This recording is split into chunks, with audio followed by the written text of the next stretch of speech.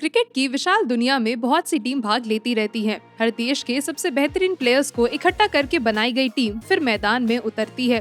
बेहतरीन खिलाड़ी और बेहतरीन टीम सुनकर आपके दिल और दिमाग में ऑस्ट्रेलिया का नाम तो जरूर आया होगा। ऑस्ट्रेलिया की टीम में रिकी पॉन्टिंग, गिलक्रिस्ट और मैकग्राथ जैसे कई दिग्गज खिलाड़ी रहे हैं, मगर आज हम जिनकी बात कर रहे हैं उनका खेलने का अंदाज सबसे हटके था। स्वागत है आपका बॉल टू बॉल में, जहां हम सुनाते हैं आपको अपने चहीते क्रिकेटर्स की पहली मैच से लेकर के आखिरी मैच तक की दिलचस्प कहानियां। और आज हमारे बॉल टू बॉल के नायक हैं ऑस्ट्रेलिया के आक्रामक बल्लेबाज मैथ्यू हेडन, जिन्हें प्यार से हेडॉस भी बुलाया जाता है। क्वींसलैंड में 29 अक्टूबर 1971 को पैदा हुए मैथ्यू हेडन के बचपन पर अगर हम नजर डालें कि वो तय था कि वो आगे चल के क्रिकेट की दुनिया में ही कदम रखेंगे। 3 साल की छोटी उम्र से ही उन्हें बल्ला खूब पकड़ना आता था। उनके घर में तो क्रिकेट का माहौल था ही, मगर उनकी खुद की दिलचस्पी और लगन उन्हें इस चीज में और आगे ले करके आ गई थी।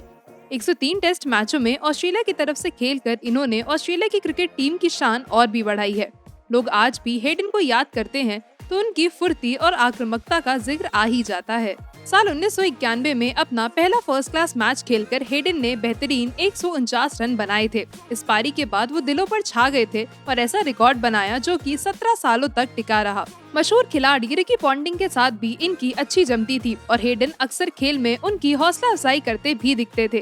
क्वींसलैंड के लिए 101 टेस्ट मैच खेलकर इन्होंने 8,831 रन अपने नाम किए थे। अगर हम हेडन के टेस्ट डेब्यू की बात करें तो हमें वक्त को थोड़ा और पीछे ले जाना होगा। जी हाँ, हम बात कर रहे हैं 1993 की, जब हेडन को इंग्लैंड के दौरे के लिए चुन लिया गया था। शुरुआती 1 साल में मार्क टेलर ने ओपनिंग में अच्छा खेल दिखाया, फिर जाकर हेडन को ओपनिंग करने का मौका मिला था। 4 मार्च 1994 में इन्होंने अपना टेस्ट डेब्यू किया था, जिसमें 15 और 5 इनका स्कोर रहा था। ये किसी भी क्रिकेटर के लिए अच्छा हादसा बिल्कुल भी नहीं था, मगर क्योंकि वो इस टाइम भी चोटिल थे तो चीजें ज्यादा उछाली नहीं गयी। हेडन अपने खेल पर और अच्छे तरीके से ध्यान लगाने की पूरी कोशिश करते रहे और 2 साल बाद उनको साउथ अफ्रीका और वेस्ट इंडीज के खिलाफ टेस्ट मैच खेलने का मौका मिला। इस दौरान उन्होंने एडिलेड में वेस्ट इंडीज के खिलाफ 125 रनों की बेहतरीन पारी खेली थी। ये उनकी पहली टेस्ट सेंचुरी थी। ये सेंचुरी उनकी हिम्मत को और बढ़ाने के लिए काफी थी, मगर फिर भी 6 मैचों में उनकी औसत 24 की ही रही थी। इस वक्त उनके हालात ऐसे थे कि 4 बार में भी उनका खाता नहीं खुल सका। बात सिर्फ यही की नहीं थी, बल्कि ओडीआई में भी उनका खेल बहुत अच्छा नहीं रहा था। 1993 से लेकर 1994 तक इंग्लैंड के खिलाफ अपना डेब्यू करने के बाद हेडन को कुल मिलाकर 13 मैच ही खेलने का मौका मिला था। इसके बाद उनके खेल को 6 साल का विराम मिल गया। इन 6 सालों में उन्होंने कोई भी टेस्ट मैच नहीं खेला, मगर अपनी हिम्मत बांधते हुए ईयर 1999 टू 2000 में उन्होंने वापसी करके फर्स्ट क्लास मैचों में बहुत ही उम्दा खेल का प्रदर्शन किया था।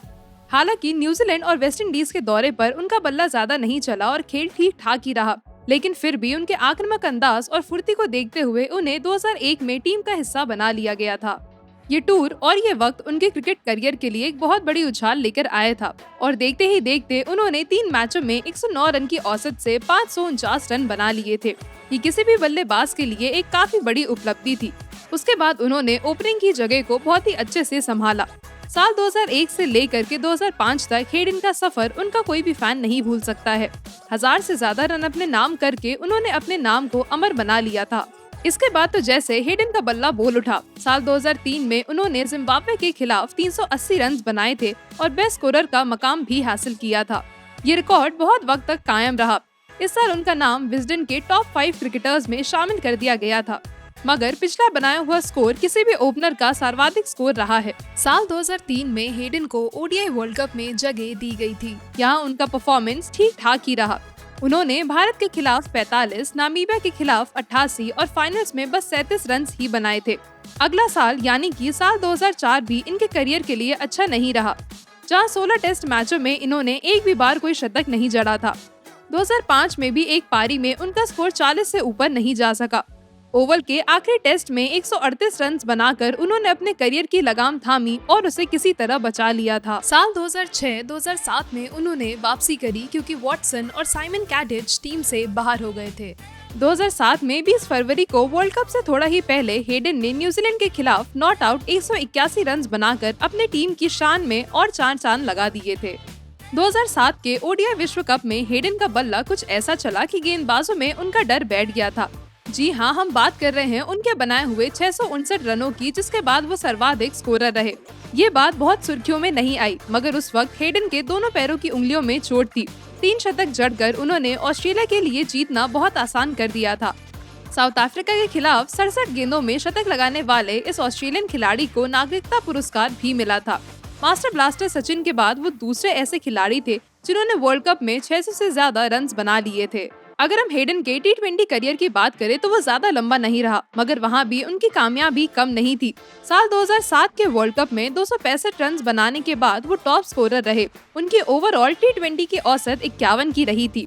हेडन का चुनाव 2007 की वनडे वर्ल्ड कप और T20 वर्ल्ड कप की टीम ऑफ द टूर्नामेंट में भी हो गया था। उसके बाद इन्होंने IPL में लगातार 3 सीजन के लिए चेन्नई सुपर किंग्स की तरफ से खेला। साल 2009 में ये टॉप स्कोरर भी रहे थे, मगर फिर बिग बैश लीग के लिए उन्होंने क्रिकेट से ऑस्ट्रेलिया में अपनी जगह से इस्तीफा दे दिया था। वनडे में 2008 का सीजन उनका आखिरी सीजन था। कॉमनवेल्थ सीरीज के चलते उन्होंने 4 मार्च 2008 को भारत के खिलाफ अपना आखिरी मुकाबला खेला था। हेडन ने 131 मैचों में हिस्सा लेकर 6133 रन बनाए थे, जिसमें 36 अर्धशतक और 10 शतक भी शामिल थे। हेडन का प्रदर्शन टेस्ट मैचेस में अच्छा नहीं चल रहा था। हालांकि इसकी कोई एक वजह बता पाना तो मुश्किल है, मगर नतीजा यही हुआ कि उन्हें टीम से बाहर कर दिया गया था। 3 जनवरी 2009 को उन्होंने अपना आखिरी टेस्ट मैच खेला, जो कि अफ्रीका के खिलाफ था। 103 टेस्ट मैचों में हेडन के नाम 8325 रन का एक बड़ा स्कोर है। इस स्कोर में 29 अर्धशतक और 30 शतक भी शामिल हैं। माइक टेलर के जाने के बाद हेडन को बतौर एक ओपनिंग बैट्समैन पक्की जगह मिल गई थी। जस्टिन लैंगर उनके जोड़ीदार बन चुके थे। ये जोड़ी क्रिकेट में खूब चली और अक्सर सुर्खियों में भी रहती थी। ये दोनों ही लेफ्ट हैंड बैट्समैन थे और जमकर मैचों में अपनी काबिलियत का प्रदर्शन करते थे। इस जोड़ी के नाम 5654 रन दर्ज है। 2006 में लैंगर के रिटायरमेंट के बाद हेडन को काफी सदमा पहुंचा था। हालांकि साल 2021 में दोनों T20 वर्ल्ड कप में साथ देखे गए थे, जहां लैंगर ऑस्ट्रेलियन टीम के कोच थे तो वहीं हेडन पाकिस्तान टीम के। बात अगर क्रिकेट की हो तो विवाद खिलाड़ियों की जिंदगी में कहीं न कहीं आ ही जाता है। ठीक उसी तरह हेडन भी इस चीज से अनछुए नहीं रहे। 2002 में उनका शोएब अख्तर के साथ हुआ विवाद खूब चर्चा में रहा था। शोएब की हर तेज गेंद के साथ हेडन अपना आपा खो बैठते थे। यही नहीं, बल्कि साल 2003 के एक मैच में अंपायर के गलत फैसले पर उन्होंने ड्रेसिंग रूम की खिड़कियां भी तोड़ दी थी, जिसके बाद उन्हें काफी भारी जुर्माना भी देना पड़ा था। एक मैच में उन पर ईशांत शर्मा को ललकारने का भी आरोप था। एक बार उन्होंने भारत को भी थर्ड वर्ल्ड कंट्री कहा था, जिसपे BCCI का गुस्सा साफ जाहिर हुआ था। अगर मैथ्यू हेडन के खेलने के अंदाज के बारे में बात करें तो ये पता चलता है कि वो एक लेफ्ट हैंड ओपनर और बैटर हैं। साथ ही साथ वो एक राइट आर्म मीडियम गेंदबाज भी थे। उनका खेल बहुत ही फुर्तीला होता था और वो बहुत ही आक्रामक खिलाड़ी के तौर पर जाने जाते थे। एक और अनोखी बात उनके बारे में ये है कि वो वही मॉन्गूज बैट का इस्तेमाल करते थे जो कपिल देव ने 1983 के वर्ल्ड कप में इस्तेमाल किया था। इसे वो अपनी तलवार भी कहते थे। क्रिकेट से हटकर बात करें तो हेडन ने अपने जीवन में बहुत से ऐसे काम किए हैं जिनके लिए उनको हमेशा याद रखा जाएगा। वो ऑस्ट्रेलियन इंडिजिनस एजुकेशन के एम्बेसडर भी है, जिसके जरिए वो समाज का भला करने की कोशिश में जुटे रहते हैं। ये बात शायद कम ही लोगों को पता हो कि एक बेहतरीन आक्रामक बल्लेबाज होने के साथ हेडन एक उम्दा कुक भी है। खान पान पर उनकी एक किताब भी है जिसका नाम है complete Matthew Hayden cook book. साथ ही वो ब्रेस्ट कैंसर से जुड़े अभियानों के साथ भी जुड़े रहते हैं। अपनी निजी जिंदगी में एक बहुत ही जिम्मेदार इंसान का किरदार निभाते हुए उन्होंने अपने परिवार और समाज के लिए हमेशा अच्छा करने की कोशिश करी है। इनकी पत्नी केली हेडन के साथ उनके 3 बच्चे भी हैं, ग्रेस, जोशुआ और थॉमस, जिसमें उनकी बेटी सबसे बड़ी है। अपने खाली वक्त में हेडन को मछली पकड़ना और खाना बनाना काफी पसंद आता है।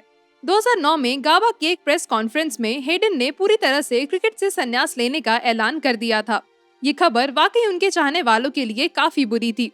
साल 2008-2009 में भारत और साउथ अफ्रीका के खिलाफ अच्छा ना खेल पाने की वजह से सिडनी टेस्ट के बाद उन्होंने अपने रिटायरमेंट की खबर भी सुना दी थी। ऑस्ट्रेलिया की टीम और दुनिया भर के क्रिकेट के चाहने वाले हेडन और उनके खेल को कभी नहीं भूल पाए और हेडॉस आज भी सबके दिलों में अपनी जगह बनाए हुए हैं। अपने जीवन में आए तूफानों से लड़ते हुए मैथ्यू हेडन ने एक ऐसा मकाम अपने नाम किया है जो वाकई काबिले तारीफ है। कभी चोटों के चलते तो कभी किस्मत के साथ ना होने के कारण उन्होंने भी अपने करियर में कई सारी मुश्किलें देखी हैं, मगर उन्होंने कभी अपने आप को टूटने नहीं दिया और मजबूती से अपने खेल को और बेहतर बनाते चले गए। 6 साल क्रिकेट से दूर रहकर भी साल 2003 में उन्होंने ऑस्ट्रेलिया को वर्ल्ड कप जितवाया। हालांकि उसके बाद उन्हें टीम से वापस बाहर जाना पड़ा, लेकिन उनकी कोशिशों में कभी कमी नहीं आई थी।